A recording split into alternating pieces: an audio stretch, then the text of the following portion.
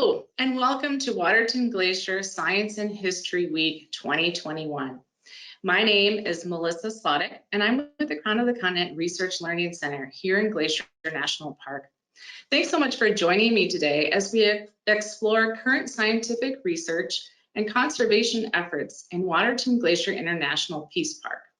The Peace Park, established in 1932, is the first of its kind and comprises Waterton Lakes National Park in Alberta, Canada, and Glacier National Park in Montana, USA. Today, we want to acknowledge that we are on the traditional and ancestral homelands of the Siksika, Kootenai, Salish, and Kalispah people, whom we recognize as original stewards of this land and all the relatives within it. We honor with gratitude the people who have cared for this land throughout the generations and continue to maintain enduring connections to their traditional territories. This is our second day of a 4-day webinar series. Each day at noon, we're bringing you presentations highlighting new science, research, and conservation topics related to Waterton Glacier International Peace Park. Every year, dozens of researchers conduct scientific and historical studies here in the Crown of the Continent. And we're excited to bring some of their latest findings to you, to your home or office today. Today's presentation is titled Waterton Glacier International Dark Sky Park.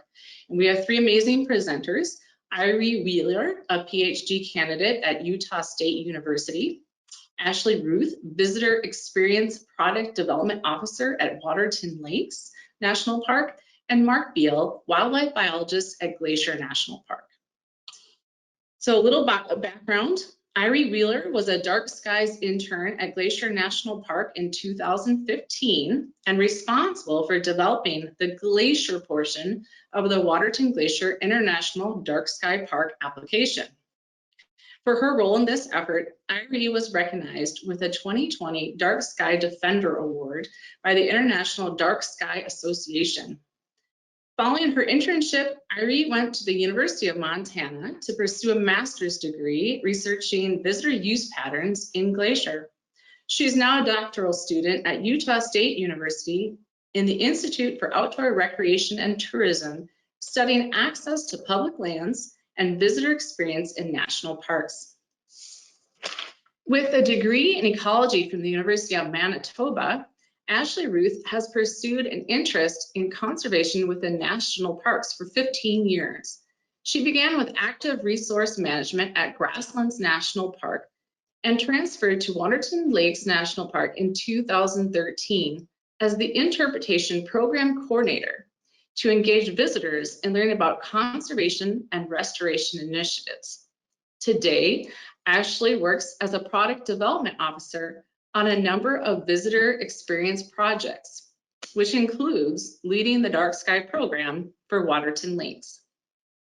Mark Biel has been at Glacier for 11 years and has worked in Yellowstone and Bryce Canyon National Parks, Padre Island National Seashore, and Devil's Tower National Monument. Mark attended undergraduate at Michigan State University and graduate school at University of Illinois. He oversees Glacier's Natural Resources Program and is currently working on a park-wide study on mountain goats and climate variability.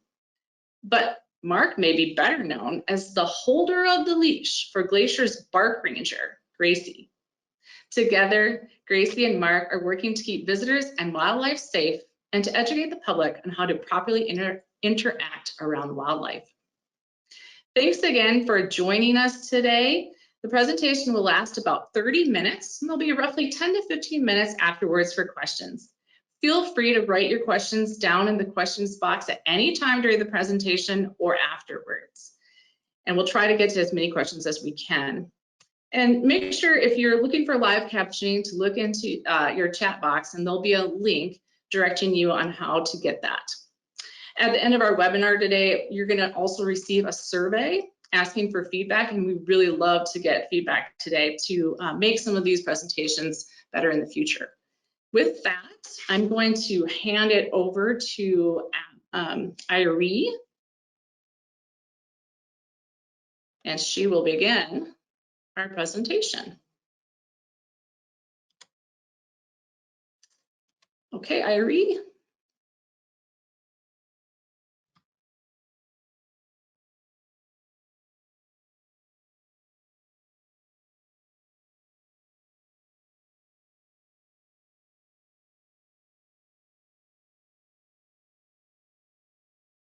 There we go. So today, as Melissa said, we're going to be talking about the process that Waterton Glacier went through to become the first transboundary dark sky park, and why this is an important accomplishment to join Waterton Glacier's other joint designations.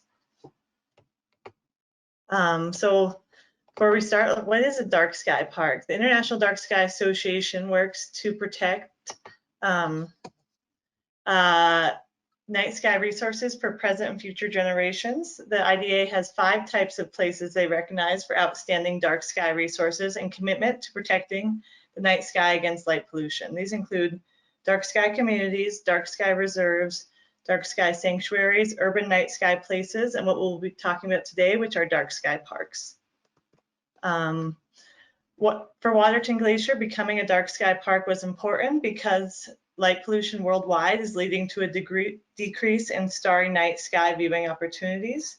This means that many humans now go their whole lives without experiencing the views of important night sky resources such as the Milky Way due to the impacts of artificial light at night. So additionally, unnecessary artificial light at night can affect ecological health as well as wildlife behavior and patterns. Light pollution has negative behavioral and physiological effects on many animals, especially nocturnal species of wildlife that depend on the darkness at night. So some of the other benefits of dark sky parks include the protection and preserving the quality of night skies by applying responsible lighting strategies in parks and protected areas around the world. This certification represents a unique opportunity to promote ecological protection and to take a leadership role in reducing light pollution. Dark sky certification also opens up the door to providing additional high quality visitor experiences in our national parks. And this designation encourages visitors to learn about the importance of protecting night skies and the impact that exterior lighting can have on these resources. So when Waterton Glacier was decided to become a dark sky park, it was a long process. It began in 2011 with a series of conversations preliminary meetings between staff members of both parks, as well as stakeholders and volunteers from local astronomy clubs. And in 2015, an intern was hired, myself, to start the process for the 2 parks of creating the International Dark Sky Association application, in which I completed the glacier portion of. And then in 2017, Waterton Glacier received their provisional dark sky park status, pending the replacement of 67% of light fixtures to compliant lighting. In 2021, Waterton Glacier received full status as an official dark sky park.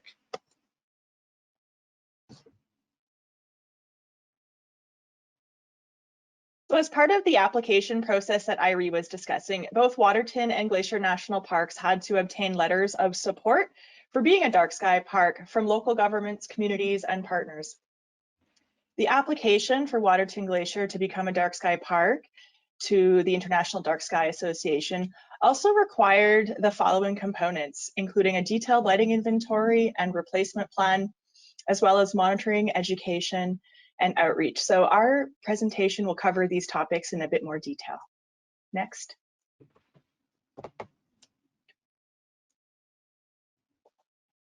So starting as early as 2011, Parks Canada documented the lighting on various Parks Canada owned facilities, as well as streetlights that were owned by Parks Canada or maintained by Fortis Electric Company. So with counting and documenting all the lights, we also had hired a dark sky specialist to provide guidance and advice on lighting options. And one of our early challenges was a lack of available dark sky lighting fixtures on the market, which we did address through some other projects.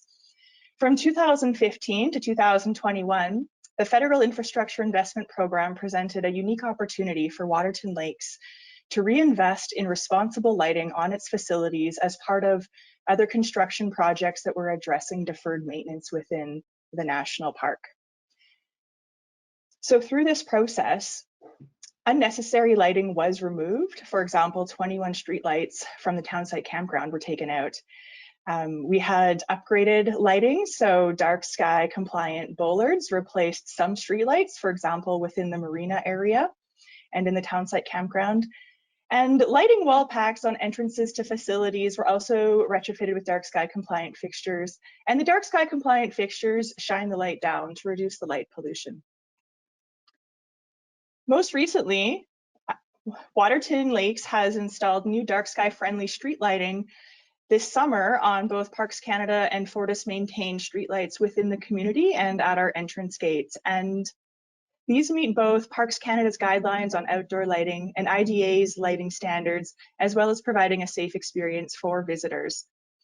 So these streetlights are fitted with a Gallion LED 4-square lights that feature a custom color temperature. It's called PC Amber, and it is at a really low Kelvin. And this is important with shields to reduce glare. So these streetlights also have a dimmer control to allow for seasonal adjustments so that we can maintain the quality of dark sky lights at night. And our preference where possible is to have amber color LEDs. Next.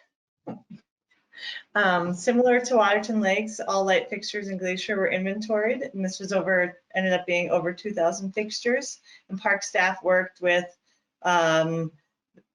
State Historic Preservation Office and others to replace light fixtures on all historic buildings with fixtures that matched the historic architecture while also being dark sky compliant. On buildings that were not part of the historic register, light fixtures were similarly replaced with appropriate lights or light bulbs.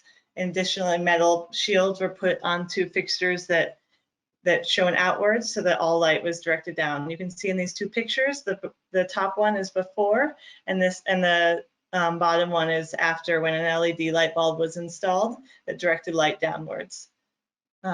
Additionally, the Glacier has worked with Flathead Electric and other partners to replace all streetlights in the park, and with Xanterra and other concessionaires to replace fixtures on buildings that are operated not by the Park Service within Glacier National Park.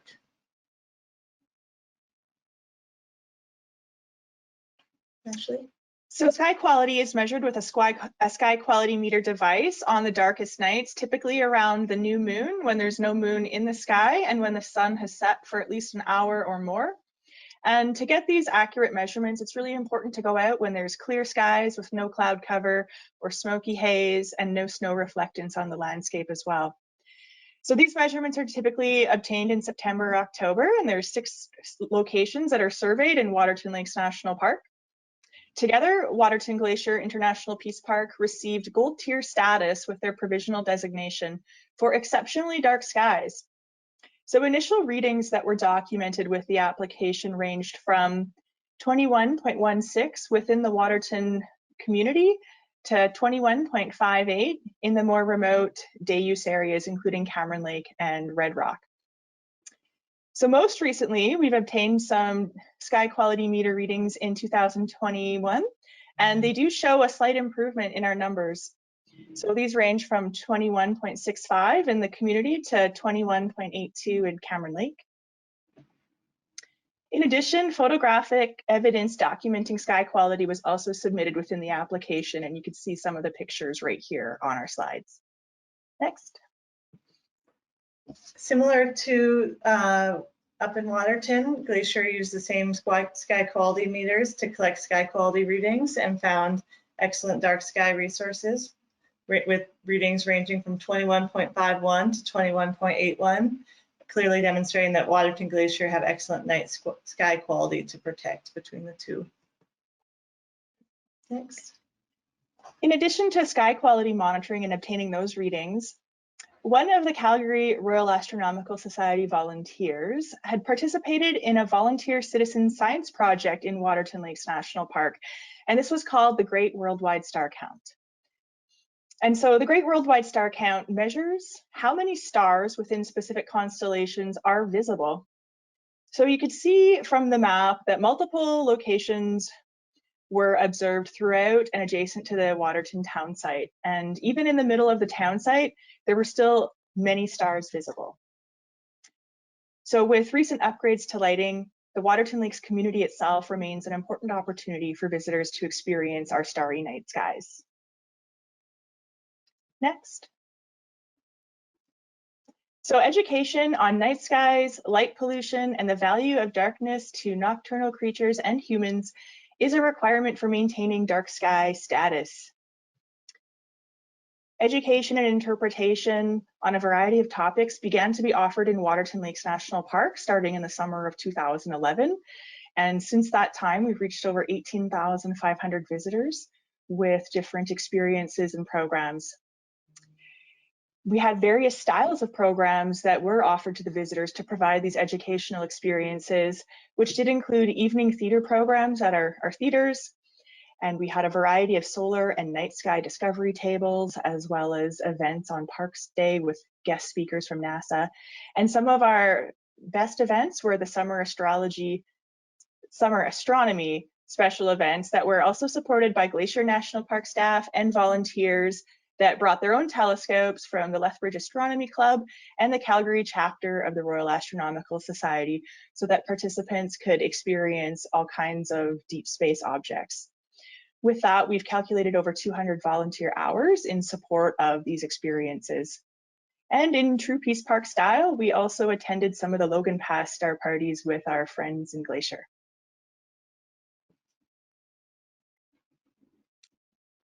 So in Glacier National Park, we host multiple star parties at Logan Pass each year, with the exception of the previous 2 years, of course. But each of those events that we were able to host in the past had in the neighborhood of 700 people at each event. So it was an incredible turnout, and people love to show up at these events and see stars and galaxies. We also in Glacier do host smaller sky viewing events throughout the week in the summer months. And this could include anything from having a few night sky telescopes out there, or maybe even bringing out one of the solar scopes during the day so that visitors can basically look at the sun, which is kind of a cool idea. But don't try that unless you're looking through that special solar scope. So and then there's many staff are involved in pulling these events off from multiple divisions and work groups in the park. And let's see, as well as local volunteers and astronomy groups. And these events could not occur without the time and commitment of these individuals and these groups. So it's important to recognize them. The Big Sky Astronomy Club, for instance, in 2016 alone provided over 1,000 staff hours to pull these events off, and provided 6 volunteers for us to help do these. So next slide. So reaching visitors in their homes is another engagement strategy that's important to raising awareness of dark skies and reducing light pollution in our national parks and other areas. So with that, Waterton maintains a website that educates visitors about dark skies and viewing locations in Waterton Lakes, while taking a digital-first approach to connecting with Canadians. So with that, Facebook and Twitter social media posts have been going out for the last few years that educate our visitors and our public on responsible lighting or different initiatives, and how that also benefits nocturnal creatures like bats that are found in our national park. And we also work with partners to share and develop stories and create new experiences as well. Next. Glacier is also continuing to work with our partners and park concessioners to meet the night sky lighting requirements. We always work with our park partners and our neighbors who are interested in learning what actions they can take to be more conscious of their impacts to the night sky, and ways that we can pass along what we've learned to what they have been accomplished, or what they would like to do. We also utilize the social media to share the story of the dark skies from both a modern and a traditional viewpoint. And we have a special dark sky trailer here that you can see on the slide that we use to haul around for these special events, the telescopes, as well as the educational and outreach material to hand out to park visitors. And then we also have the new Dusty Star Observatory over at St. Mary. And this observatory enables us to share the night skies with visitors that are on site at the location, as well as through special broadcasts to groups across the country. Next slide. So there have been some challenges that were compounded by the COVID-19 pandemic that started in 2020. So we've discussed a lot of the special events and educational programs that we had been offering that were suspended starting in 2020 for public safety reasons and continuing to some extent through 2021. This summer in Waterton Lakes, we did have some very small scale programs where interpreters were able to approach small groups of visitors safely to engage them with some night sky props and stories. Although the majority of our education outreach has been through digital platforms such as this since the pandemic has started. And another impact of the COVID-19 has resulted in delays of supply chains for supplying dark sky compliant lighting and the equipment that we've needed for retrofits for both national parks. So one example might be that we have some custom streetlights that we've installed in Waterton Lakes National Park most recently, and those were delayed as they were manufactured and tested in China. So we did have some delays with getting them here, but we are happy to report that the installation has happened this summer and is being completed as we speak. By spring 2021, I guess both national parks, Waterton and Glacier International Peace Park, had completed 67% of our lighting retrofits and received full status certification as the Waterton Glacier Dark Sky Park from the International Dark Sky Association. Next. Okay, so the parks created news releases and the media covered the stories on Waterton Glacier International Peace Park obtaining this provisional status back in 2017, as well as the parks receiving the full dark sky certification in 2021. The coverage for the news stories spanned international, regional, and local news outlets in both Canada and the United States. And this produced a variety of stories, including national news, newspaper stories, radio shows, and other stories on online media. The media relations is important as this expands the public awareness and knowledge about the importance of protecting the dark sky resources, and it also increases both parks' ability to reach these groups that might not make it to the park. Astrotourism is a growing market segment for national parks. And with more visitors seeking the dark sky experience each year, it's very important to address this and have experiences for these people as they show up. So we did a quick media scan for some of the stories. And in 2017, there were 11 stories that came out about the park's provisional status. 6 stories showed up in 2019. And we're still waiting to calculate the numbers for the stories that came out in 2021, but the coverage again has been phenomenal, and we appreciate that to get the story out about what we're doing. So next slide, please. So Waterton Glacier International Peace Park is going to continue to encourage our neighbors to consider dark sky lighting and development projects. We're going to continue the educational, interpretation, and outreach projects that we've been conducting for years now. And hopefully we'll be able to host these star parties again in both parks in the near future, because again, these are just incredible opportunities for people to see everything from the rings around Saturn to actual galaxies and nebula out there that you might have only heard about in stories or something. So it's a great opportunity. We will continue our annual sky quality monitoring to track the progress that we're making with our lighting retrofits in the parks, as well as document any external impacts to the night skies within the park. We're going to continue the dark sky compliant lighting retrofits, and we have until 2026 to reach 90% compliance for our lighting fixtures. And then we're going to keep updating our inventories as these changes are made so that we can track these changes better. And then we're going to continue to jointly prepare our annual report and submit that to the IDA each and every year. So next slide, please. And then this is probably the most important slide of the presentation. This is not all inclusive. The list of partners, staff, and volunteers that made this unique certification possible is a long one, and this slide does not even begin to probably cover all of them. A couple of groups I'd like to call out particularly are the Glacier National Park Conservancy for their continued support of the project.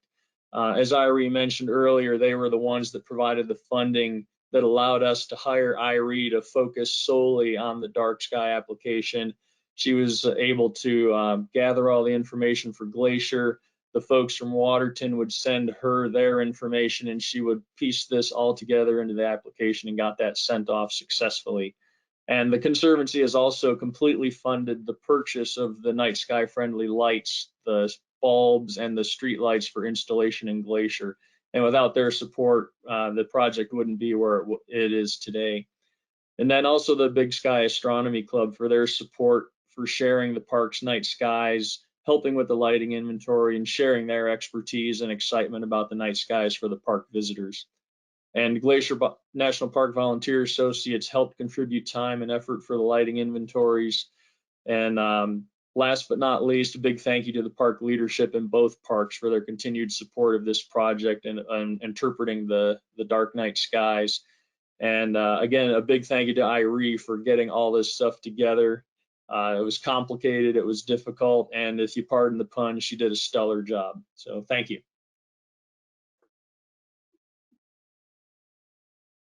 Thank you. Thanks for the excellent presentation, you three, today. Let's see, we do have some questions that are rolling in. So I'll start with one from Darren. How big of an effect do artificial satellites have on dark sky values? Anyone wants to address that? I guess I could take a stab at it. Compared to when I was a kid, you know, out in my aunt and uncle's yard and in the boondocks, watching the night skies, you might see a shooting star, an occasional satellite. I won't tell you how long ago that was because people will judge me. But just being out in the park, you know, in the backcountry, I would say you notice the satellites as they cross the sky, but I'm not sure it really negatively detracts from the night sky experience. It's another thing that we can interpret about the night skies and maybe, you know, humanity's path to exploring and better understanding the night skies. So I don't know if Ashley or Iree want to add anything to that. You did great, Mark. Thanks. Thank you. And this one's from Allie. Do you ever include First Peoples storytelling related to the constellations?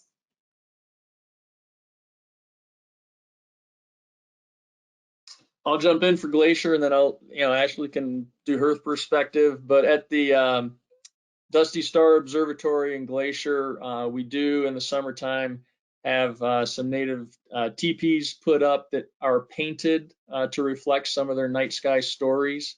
We do offer Native America Speaks program, and depending on the speakers that are that can show up every year to do that, several of those in the past have been the Native American stories, you know, their stories. So it's neat to hear their stories compared to, you know, the European stories of the night sky. So. Yeah, and I would like to add for Waterton Lakes National Park as well, we have had a history of offering a Native Storyteller theater program at our Crandall and then Falls theaters here, which they're suspended right now with the pandemic, but we did have Indigenous storytellers, specifically from Pukani and Kainai, that share some of their stories related to night skies, connecting the teepee poles to the 13 moons, and different types of storytelling as part of our regular interpretive program in the summer. And certainly we're interested in continuing to work with our Indigenous partners on developing new experiences that we can provide to the public as we start to reoffer more personal programming in the future. Thank you both. This one is from Alan, and Alan says, thank you for the presentation. He shot the documenting night sky panoramas for the DSP application by Waterton. Is there any chance of getting the lights on the Prince of Wales Hotel shielded? They are historic, I assume, but are still quite glaring in the photos. Thanks. Yeah, that is a great question, Alan, and those were fabulous photos that you did take for the application. Within the application itself, we had acknowledged that the Prince of Wales Hotel is a seasonal operation, so it is operating from about May till the end of August. So at this time, the lights are still on during the summertime, and the International Dark Skies Association is aware of that. Certainly, we've been focused on a lot of projects like improving our own lighting within the town site, but as we continue to work with our partners and communities and stakeholders, we would look to potentially engaging with them about lighting, as well as other stakeholders that we wish to chat with. Thank you. And this is from Mike. Have you noticed any differences in the bat population since the lighting was changed?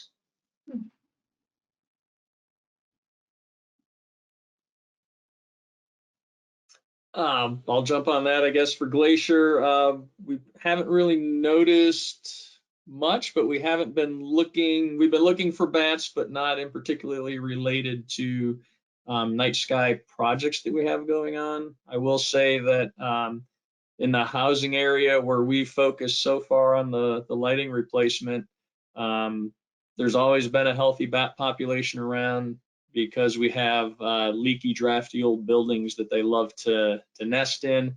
And so I think as long as there's habitat, whether it's natural or man-made, it's going to be a healthy population, and switching out the lighting to make it more night sky friendly is probably only gonna help that. So I don't know if Ashley has anything to add, or Iree.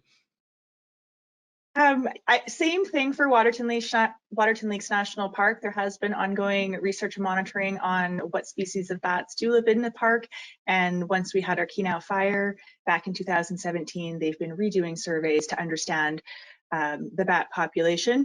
There's been no studies itself to directly correlate the population with the lighting retrofits. However, we do have a healthy bat population also within the Waterton Park community. And so it's hoped that with the lighting retrofits that we've done in key areas like around the marina and other places, you can go there and view bats, and hopefully it has made a difference for them. Great. Let's see, this is from Greg, and Greg asks, to what extent is light pollution from rapidly growing communities in surrounding areas threatening our dark skies in Waterton Glacier?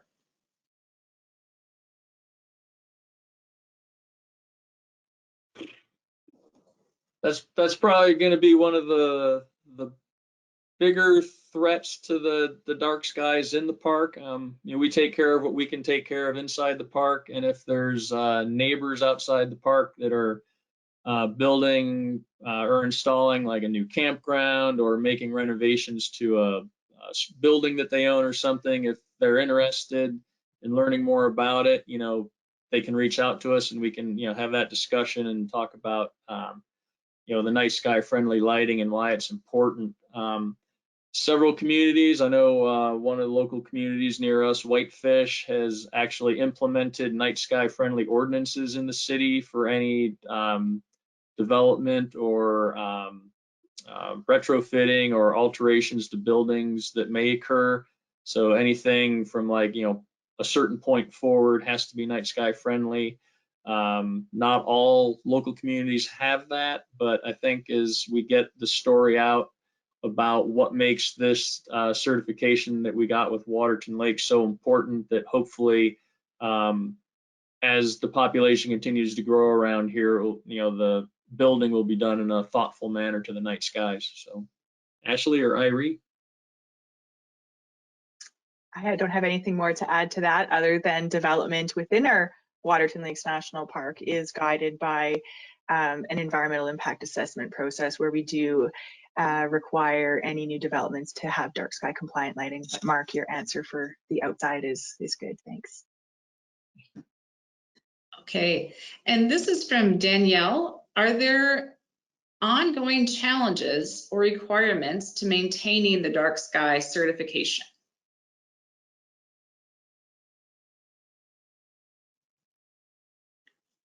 Ashley or Iree, you want to jump on that one? Or? I think for Waterton Lakes National Park, for maintaining our dark sky certification, we've been able to address some challenges. There's more availability in dark sky compliant light fixtures, as well as working with different groups to actually have a custom street light fixture that has been installed. So we've been working through some of those challenges, and for sure just ongoing work involved in monitoring sky quality to make sure that we are protecting the night sky, and ongoing work to make sure that we are identifying and retrofitting the outstanding fixtures that still need to be addressed. Mark, do you have anything else, or Iree? Yeah, I think from, same as Glacier, I mean, as standards change, as new technology comes out, we have to look at, do we want to replace our current night sky friendly fixtures maybe in 5 years with some new technology that comes along, or is what we have adequate? Are there funds for that? Do we have the staff to get that accomplished? That's all, things to consider. I will say that, I think Ashley kind of touched on it. There's just the amount and variety of night sky friendly lighting out there. If you Google it, can be overwhelming. So, we work with our partners at IDA to identify some of the best night sky friendly lighting out there. And then for Glacier, we have to take it to the Montana State Historic Preservation Office to make sure that the fixtures we hope to install mesh with their thoughts and ideas on how to best preserve some of the historic structures that we have in the park, because you don't want to put a Mission 66 style light fixture on one of the park structures from the early 1900s. It just wouldn't mesh. So things like that to consider.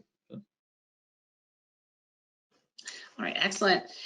This one is from Lane, and I think this person would like to know, have there been many reported nighttime visits by wildlife during the formerly hosted Night Skies program? So basically, when the Night Skies programs were happening, did wildlife also visit?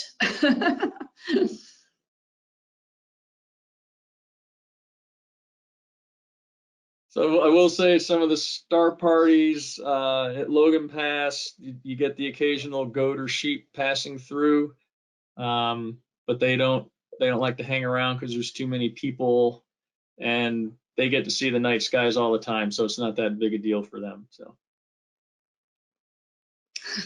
Ashley. Yeah, for Waterton Lakes, safety is our top priority, and our approach to lighting considers both the safety of visitors and how we can meet both Parks Canada and IDA guidelines on responsible outdoor lighting. So when we've had outdoor events, specifically in Waterton Lakes National Park, I'm not aware myself of any instances where we did have wildlife that came and approached the experience. And certainly we are always cautious around the possibility that wildlife could be present. Certainly animals that some visitors might be more cautious of typically tend to avoid large crowds of people as well. So yeah, thanks.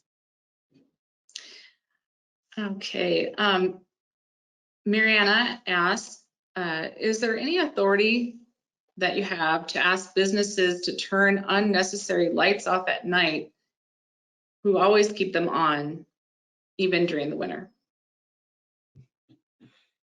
I'll answer that for Glacier, and then I'll let Ashley jump in for Waterton. The certification we got from IDA is a voluntary one that we went after and achieved. That does not give us the authority to, I guess, go after, as the statement was, or try and force changes on local communities or neighbors. I know that was a concern when we were looking for this certification. But no, the certification does not grant us any type of night sky police ability.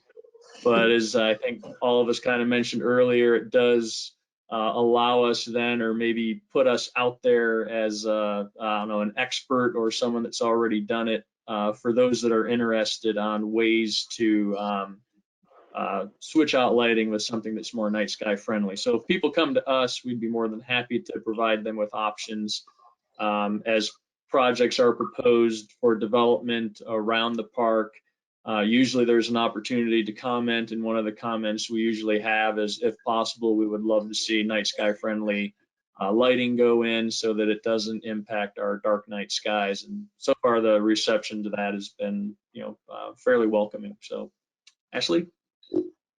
Yeah, thanks, Mark. You addressed that really well. Again, with the International Dark Sky Park certification, we don't have the authority to go out and require businesses to change that. Certainly, we've put a big focus on education and awareness. And as we mentioned earlier, even astrotourism, visitors coming to experience dark skies, is a growing thing. So, I think as our partners and communities see the value of this and see how it can bring other people in, then we would be more than happy to engage in conversation and help them pick out fixtures if they would like to do that.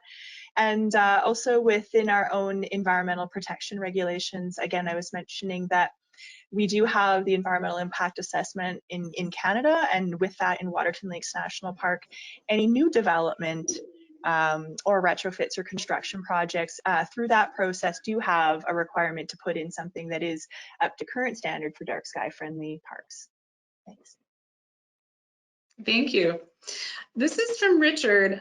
Do you have any control of lighting on communication towers, such as an agreement to prevent white strobes and use only red tower top lighting in or near the park? So again, for Glacier, I'm trying to think of any of the communication towers or sets that we have at any of our locations do not have any strobes or lighting on them. And that's definitely something, as new communication installments come up for possible installation, that we require them to not have any of that. So I think our towers, and if you can even call them towers, they're more poles. They're all less than 100 feet, so they do not require any of that. And yeah, as far as outside the park, again, if there's towers going in like that, again, all we can do is comment on the plan and request that, if possible, again, they do something that's night sky friendly. So I don't know what you do in Waterton, Ashley. So. In Waterton Lakes National Park, our jurisdiction is limited to our park's boundaries, and so we don't have as much influence on what happens outside of the park. I guess one example for within the national park is when we had rebuilt our helipad after the Kenau wildfire. We did have some ability through that to influence the type of lighting on that, so that it is both safe for helicopters and people operating at that helipad, while also reducing any risk to adding light pollution into Waterton Lakes. Great. And the last question we have today is from Mike, and he asks, for Waterton, you mentioned that the lights are adjusted seasonally. Does this include lights shut off in the campground when it is closed? Yeah, with lights being adjusted seasonally, I think that was in reference to the new street lights. We will have the ability to adjust them seasonally and set some curfews for them. With the campground itself, when it's not operational, we do shut off some lights, again, to conserve power. We want to be leaders in also not only reducing light pollution, but also conserving energy and being more environmentally friendly. So we do have some ability to turn off some of those other unnecessary lights when they're not required. Okay. Thanks, everyone. Thanks for the great questions to the audience, and thanks everyone for joining us today. Be sure to join us tomorrow at noon. We do have an exciting presentation from Alyssa Anderson on Canada Lynx in Glacier National Park. So, and also look for that survey I mentioned that we'll send out just to make sure we can make these better in the future. And thanks to all you wonderful speakers today and our planning and tech team, and everybody have a wonderful day. We'll see you tomorrow. Thanks. Thanks, everybody. Bye. Thank you.